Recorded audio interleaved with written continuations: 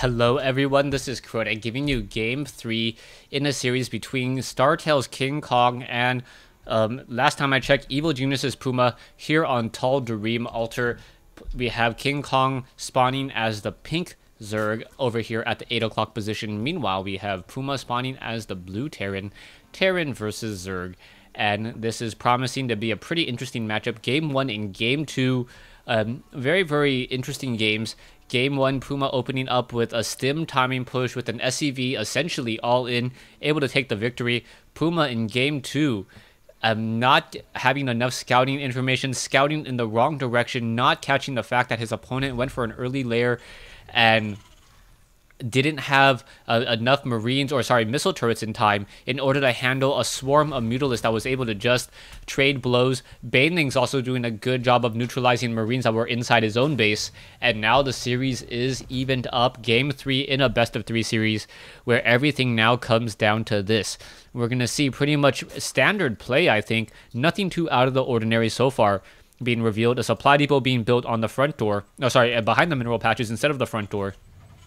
As we are now going into a barracks, we should also be seeing, I would expect, a hatchery at this point. Otherwise, an extractor pool should have already been started.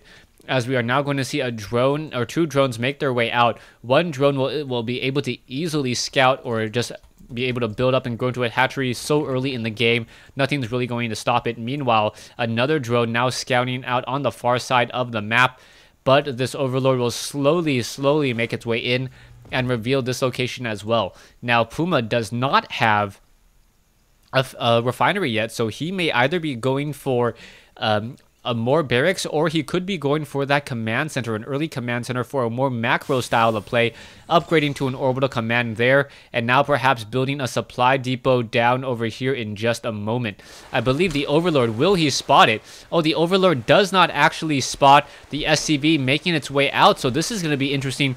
Both players are going to take quite some time before they scout out where their opponent actually is. An SCV now continuing to push its way in. We'll see over here, for some reason, deciding to mine these minerals. You could take a look at its path. Oh, no longer deciding to mine those minerals, as an Overlord still slowly, and I believe the Marine was perhaps spotted and now deciding to back off. You can see that the drone, yes, did do a 180, deciding to head over here instead, as we are getting a command center in place. The hatchery of KingKong already up and running. He should be able to start getting an additional queen there as well, as we have seen an extractor now go up. And I'm curious to see what that extractor will have in store, as it doesn't have any drones just quite yet. Zerglings now also pushing their way out. A drone now attempting to run away from a Marine. The Marine able to deter it, as there are going to be two Marines against 4 Zerglings, as these Zerglings now push off to the north. Both players playing a much more macro style of play. It looks like this barracks will be landing here in the brush in just a moment. We can see that also Puma going into a lot more gas now. So getting double gas, he will be supply blocking himself until this command center is up and running, and adding 2 more barracks in order to fend or complete this wall in, making it so that only Zerglings and Roaches, Hydras, any ground units will need to come in from this side in order to make it inside this base. SCV now wandering, will be able to get a little bit of key information before it gets taken down by the queen. The hatchery is still a hatchery. Meanwhile, this hatchery is still a hatchery, so no quick techs at all. We are sitting on 25 drones versus 21 SCVs, and this is a completely different strategy that we've seen from KingKong so far. And I believe that's actually the perfect strategy, as Puma may not be able to respond correctly. You can see that there is one Overlord that's trying to hide in between these 2 locations, but it will get shot down. And that's going to be a very, very bad day to be an Overlord. Down to 1 hit point. There it goes. Now sitting upside down, 42 over 36. Training up 1 won't be enough. Need to train up another one in order to really train up any additional drones. Now sitting at 43 over 52. And now more and more units are still being added, as we should be getting that metabolic boost in just a moment.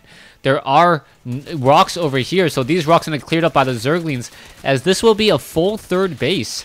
A full 3rd base is always good news for a Zerg player, as the Zerg player wants to get as many minerals, those hatcheries, being able to spawn drones in addition to being able to produce those produce their army units, you always want to have a lot of hatcheries if you can support them. Also, larva sitting very, very pretty as we see what round of what type of units we're going to see coming in from KingKong. Back in the base, we currently have Stimpack now being researched, and with roaches being added, the roaches may have an easy time with those marines. The only problem is going to be those siege tanks. Siege tanks do deal a significant amount of splash damage, full splash damage onto any roach directly next to the targeted roach, and that usually is an issue, as we are now going to see the Zerglings just attempt to do a run by and scout out what is really happening, not able to really see anything at all, and now backing off once more.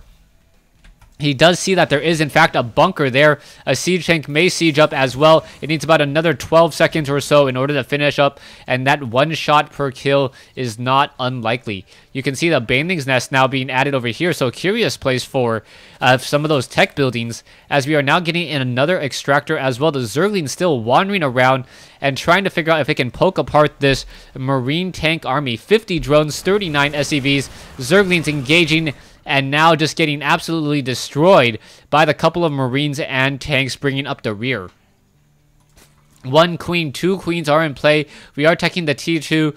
No advancement coming in from Puma just quite yet, which is a bit of a surprise for me. He does have enough gas to train up some siege tanks. That's pretty much what he needs. But for some reason, he's not getting what he needs at all. You can see the barracks are now all here. A second siege tank finally added. A third one should be coming in as well, as the third siege tank does allow you to always have two tanks sieged up while you slowly try to push forward. Zerglings now running around the far side. It looks like they may be able to get inside the main base here. There's not much really sitting down over here, as the Zerglings now deciding to just spread out once again. The 2 siege tanks and 17 marines or so sticking very, very close by. Another Zergling getting destroyed. And now it looks like we are going to be going for a drop. A drop perhaps in this location here. It will be revealed by the overlords of KingKong. So I don't know how successful this drop will be. It does take a fair amount of time for medevacs to drop all of their units, and there you go. The Overlord also getting shot, adding to that early alarm system, as Puma now gonna try to maximize the amount of damage, but the Zerglings now quickly coming in, attempting to surround. 1 down, a second one down. So 2 Marines for 1 Overlord. That is a very, very good trade. Also, there were a couple Zergling kills, so 3 kills. As the Zerglings now run back over once again. The Zerglings gonna get in their damage once more, and now there's only 4 Marines left, as the Queen's still getting a lot of damage in between the 2. Zerglings hiding out over here at this Ononga Watchtower. A third base has been set up by KingKong, but no rally points just quite yet. Even more and more delays. Harvester count 58 SCVs, 51 drones. However, the army tab shows something different, as we can see that Puma has a much larger army, and now the Marines are just slowly going to push their way in, shut down these creep tumors, and back off. Zerglings and Queens are up here on that high ground, waiting for an army that will not be showing its head anytime soon. The Zerglings looking to catch more of those Marines in transit, but unable to do so, as Puma now moving out with just Marine tank. He does have 3 tanks now, so he will be able to do that all-important double cover fire, as the Marines need to actually get within damage onto that one particular one particular set of destructible rocks. It looks like the Marines are working overtime, will be able to shut it down. The Marines do have 1-0 upgrades, doing 5 damage in attack, or 6 damage in attack instead of 5. A 20% damage increase there. Now a missile turret once again being added. There are Overlords here. The Overlords do see that missile turret now being set up, and that is a very important issue, as we are now going to have Mutalisk simply swarm in. Are the Marines going to be able to get there in time is the key question. The Marines now going after those Mutalisks. Mutalisks backing off and able to just keep all of those units alive still. Army compositions 2350 versus 1975. Still slightly larger by Puma by a total of about 800 resources if you count minerals. Or actually, no, it's actually pretty even. We actually have KingKong ahead by about 400. Yeah, about 400. So This is all going to come down to execution. The Mutalisk could easily fly in there while those missile turrets are being built, but it's rather difficult. You can slip and then accidentally click on the missile turret instead. You want the missile turret to be destroyed, as a second missile turret also coming in underway.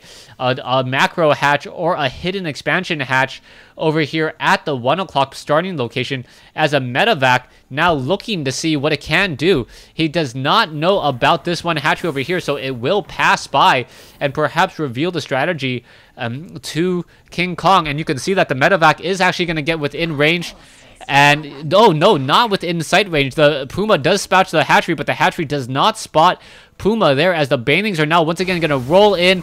The Banelings, or the Mutalisk, unable to really do anything at all, as this one medevac taking the slow way around the entire map will be able to drop off perhaps down here or down here in order to shut down the Zerg economy. Pathogen glands, meaning that we should be seeing some infestors in just a moment. Already you can start training your pathogen or those infestors, as the infestors take 40 seconds to build. Also, a missile turret able to get off some damage onto some Mutalisks, as those Mutalisks had a very unlucky flyby.